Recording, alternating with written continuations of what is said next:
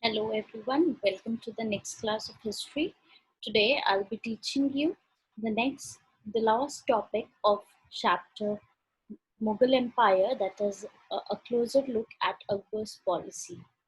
I hope this person needs no explanation because he was uh, one of the best rulers of the Mughal Empire, that is Akbar, and he introduced so many changes in his administration system, as we read in the last video about the Mansabdari system and the Jagirdari system. And this time in this video, we are going to look up to more closer policies of Akbar, right? And the summing up of the chapter. So please continue watching in order to understand the entire topic. Okay, so as you can see that this is the very first slide which talks about the introduction of page, that is a closer look at Akbar's policy. Now see, basically when we talk about Akbar's policy, so apart from Mansabdari and Jagirdari system, there exists Subedari system. Now what is this Subedari system? Like as we have, Subedaris is basically related to the entire empire. Basically the entire empire of Akbar is divided into different parts. Each part is known as Suba, and each Suba is governed by a Subedar, right? So you can see here like this empire is there, entire empire and circle is represented, and it is divided into different parts, and each part has been bifurcated by a Suba. So this Suba is led by a Subedar. Basically, when you have to take charge of the entire Suba, alone a Subedar cannot handle all the functions, all the management functions in the Suba. So definitely he will be in need of certain other set of people who will also help in the management of that Suba. Like there were certain Subedar was helped by the further people like Bakshi, Sadr, Kotwal, and Faujdar. So there are some terms which are self-explanatory like Kotwal and Faujdar, but Sadr and Bakshi, we need to take a look that who all are they. So let us see in the next slide. Okay, so basically Sadr is basically who? The minister in charge or of religious and charitable patronage is a person who is known as Sadr. Bakshi is a military paymaster. Faujdar are the military commanders, and Kotwal is a town police commander. So these are the people who help with the who are there in management of a suba with the subedar.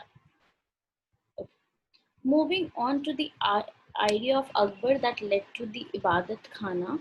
So Akbar's the idea of the Ibadat Khana. So Ibadat Khana is something which is a place which Akbar had for the religious discussions, right? Ibadat means remembering God, and a Khana is basically a place. So at Fatehpur Sikri, you know that Akbar used to visit Fatehpur Sikri for a lot of his religious discussions. So when he went to Fatehpur Sikri and there was a lot of discussions related to the religion with other learned peoples, as well as the other priests of different religions like Brahmins were there, GC priests were there, Zoroastrians were there.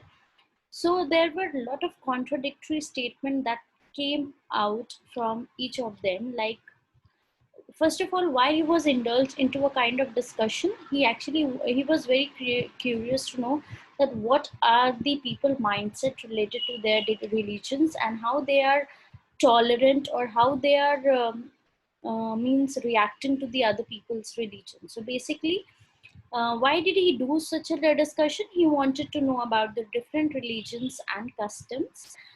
Basically, you know that Akbar interaction with the different people of different faith made him realize that religious scholars who emphasize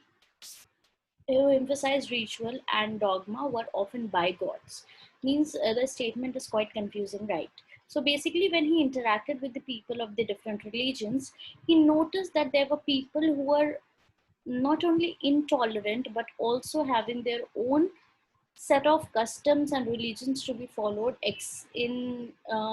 except the other persons. So they were not very tolerant to each other. So that is what he noticed. So as we'll look in the next slide. Now, what he noticed, Akbar was very much dissatisfied with the religious conflicts and bigots. So, Akbar gave an idea of Sulaykul. Now, what is Sulaykul? It's the idea of tolerance, that do not discriminate between the people of different religions in his kingdom or realm. Instead of instead of it, he focused on a system of ethics, honesty, justice, peace, which was universally applicable. So he introduced, after looking onto the people's perspective as well as their idea toward and their intolerance, and knowing about their intolerance behavior, about that people were not very often not very acceptable to the things of the other religions. So he proposed, or he gave an idea of Sulaykul that talks about the universal peace, in which that anyone could practice their different religion in his kingdom. So instead of instead of disrespecting, instead of defaming or anything like that, so everyone can practice with a lot of honesty, justice, peace, and pride.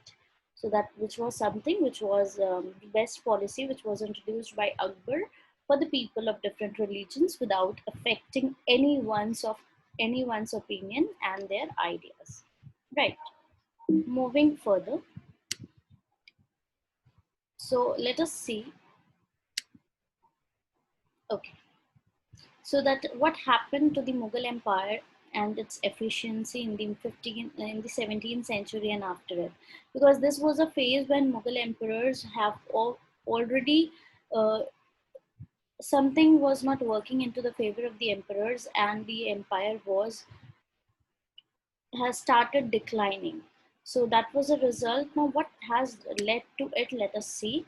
Um, let us see to the administrative and military efficiency. Like when we see that there was Mansabdar, so Mansabdars actually gained a lot of power and became highly corrupt under the rule of the later Mughal kings, which was one of the reasons. Then we can see that the Mughals and their Mansabdars spend a lot on salaries and goods, which benefited the artisans and peasantry.